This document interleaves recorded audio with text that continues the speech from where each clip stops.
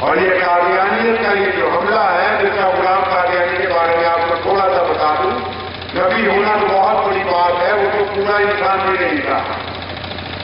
مرزا غلام قادیانی ایک آنکھ سے کانا تھا، کیا تھا بھائی؟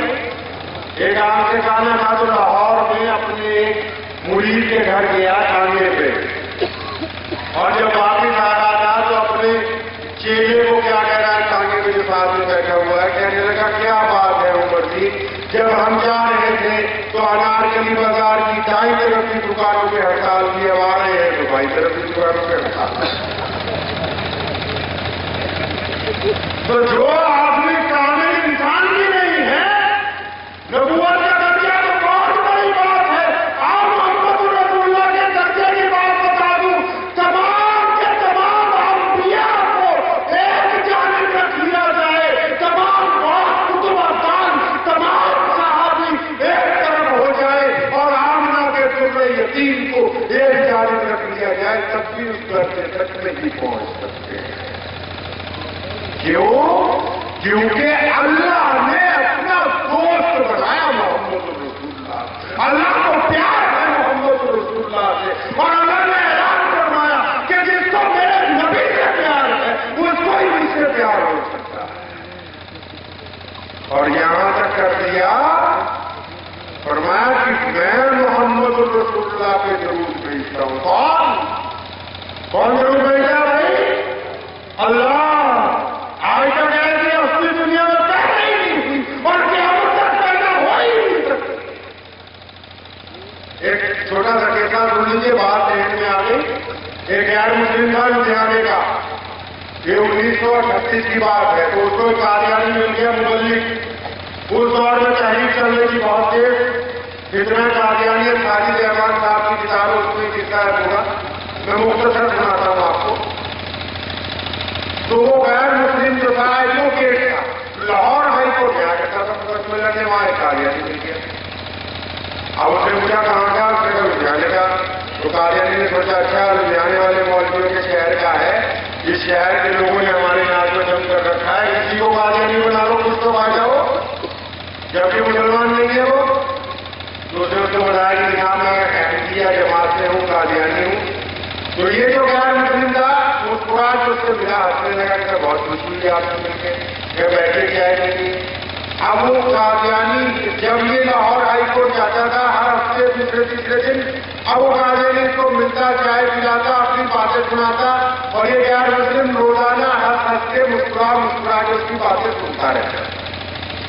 ایک سال جب گزر گیا تو اس قادیانی نے اس کو اپنے گھر لے گیا، کہنے لگا دیکھ میرے بھائی، تجھے ایک سال سے میں اپنے مرزا غلام قادیانی کی سیرت بتا رہا ہوں، اب تو ان پہ ایمان لیا، قادیانی بن گیا۔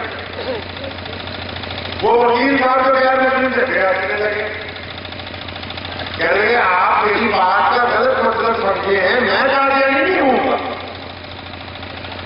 تو قادیانی کو غصہ آ گیا، کہنے لگا ماں ایک سال سے تجھے میں خلاف لا رہا ہوں، اور جب مجھے اپنی باتیں سناتا تھا کہ وہ مسکراتا تھا، مسکرا کے میری طرف دیکھتا تھا، اس کا مطلب تو یہی تھا کہ تجھے میری باتیں سمجھ آ رہی ہے۔ تو غیر مسلم نے جو بات کہی ہے وہ آپ کو بتانا چاہتا ہوں۔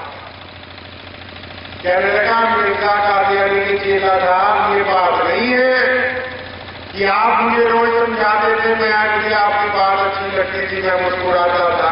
کہنے لگا میں مسکراتا تو اس بات سے تھا کہ ہم نے آج تک سچے کو نہیں مانا، تو جھوٹے کو ماننے میں لگا ہوا تھا۔ اس لیے مسکراتا تھا، مجھ کو دینے پہ یہ کیسا آدمی ہے کہ اگر کسی نے ماننا ہوگا تو محمد رسول اللہ کو مانے گا، وہ سچے نبی کو مانے گا جس کی تعظیم دنیا کے ہر بڑے آدمی نے اپنی کتاب میں کی ہے۔ تو قادیانیت کا لفظ و لباس یہی ہے کہ اسلام جو اس ملک کے دشمن ہے، اور مسلمان کا لفظ و لباس یہی ہے کہ اسلام کا اور اپنے ملک کی حفاظت کرنا مسلمان کے فرض ہے۔ ٹھیک ہے انشاءاللہ؟ تو دعا کی اللہ تعالیٰ مجھے اور آپ سب کو اس کے اوپر عمل کرنے کی توفیق عطا فرمائے۔ ہاں ایک ضروری اعلان ہے، دفتر بنا رہے مولانا وکیل سیتاپوری صاحب ہمارے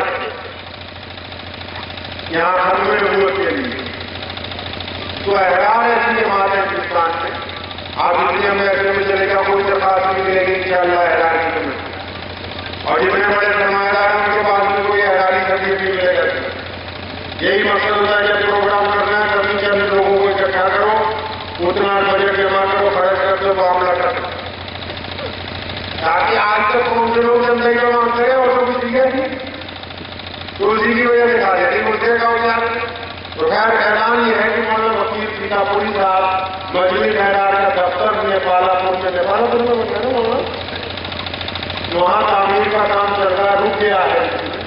تو میں سمجھتا ہوں کہ اللہ تبارک و تعالیٰ نے آپ کو ہمت بھی دی ہے، طاقت دی ہے، آپ کو جا رہے ہیں تفصیل ان کے پاس، ابھی کوئی جائے گا آپ کے پاس لوگ آ رہے ہیں تو ہر آدمی جو کچھ ہے وہ دے دیجیے، جو کچھ ہے، کیونکہ ختم نبوت کے لیے مدرسے کے لیے نہیں ہے، نہ ہی مسجد کے لیے ہے، یہ اس کے لیے ہے جس کی بنیاد قائم رہے گی تو مسجد مدرسہ قائم رہے گا انشاءاللہ تعالیٰ۔ تو آپ کے درمیان مجلس احرار کے کارکنان آ رہے، چلو بھائی، تو آپ حضرات کے درمیان آ رہے ہیں، تو یہ ہماری آپ سے خصوصی اپیل ہے۔ آج تک کسی جلسے میں اپیل کرتے نہیں، لیکن یہاں مولانا نے مشورہ کیا کہ لوگ آئے ہوئے ہیں تو آپ تمام بتا دیں کس کا آپ سن لیجیے بات میں چرچا دینے سے پہلے۔ عطاءاللہ شاہ بخاری رحمۃ اللہ علیہ ختم نبوت کے بہت بڑے مجاہد تھے۔ ایک شخص چلا گیا میرے جیسا پاس میں، کہا کہ حضرت میرا فلاں بچہ آیا، وہ کہتا مسجد میں میرا آنے کو دل نہیں چاہتا۔ تو شاہ صاحب تو ولی اللہ تھے، فرمایا ایسی بات نہیں، تیرا مسجد میں آنے کو دل نہیں چاہتا، مسجد والا تجھے مسجد میں بٹھانے کے لیے تیار۔ تو کہیے سوچ رہے ہوگا بھی بڑے بڑے نوٹ ہے، تم ہے ناتو، ایسی بات نہیں، جو نہیں دے گا اللہ کو اس کی چاہیے ہی نہیں ہوگی، ہمیں تو ان کی ضرورت ہے جن کو اللہ کو، جن کو اللہ پسند کر رہا ہے۔ تو اس لیے آپ حضرات سے گزارش ہے کہ ختم نبوت کی تحریک کے لیے آپ حضرات کے پاس یہ لوگ آ رہے ہیں، تو آپ حضرات جو کچھ آپ کے پاس ہے ان کو دیجیے تاکہ ختم نبوت کا کام اس علاقے کے اندر تیزی کے ساتھ جو ہے چل جائے۔ اور اگر کسی نے اعلان کرنا ہے کوئی دفتر کی تعمیر کے لیے تو وہ بھی کر سکتے ہیں انشاءاللہ۔ ہمارے ڈیوٹی اعلان کے صدر ہیں نسیم خان صاحب، اور نسیم صاحب وہ پہنچا دیں گے 100 بوریاں انشاءاللہ تعالیٰ سیمنٹ میں۔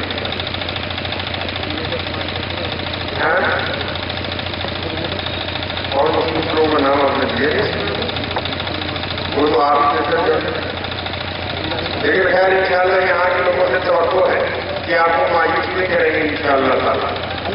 آپ حضرات کے درمیان آ رہے ہیں،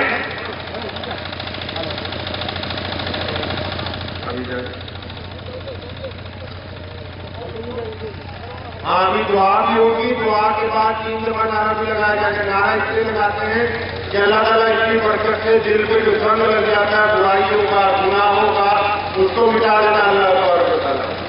اور اللہ کا جب پاک نام لیا جاتا ہے، جہاں جہاں تک آواز آتی ہے شیطان چلا جاتا ہے۔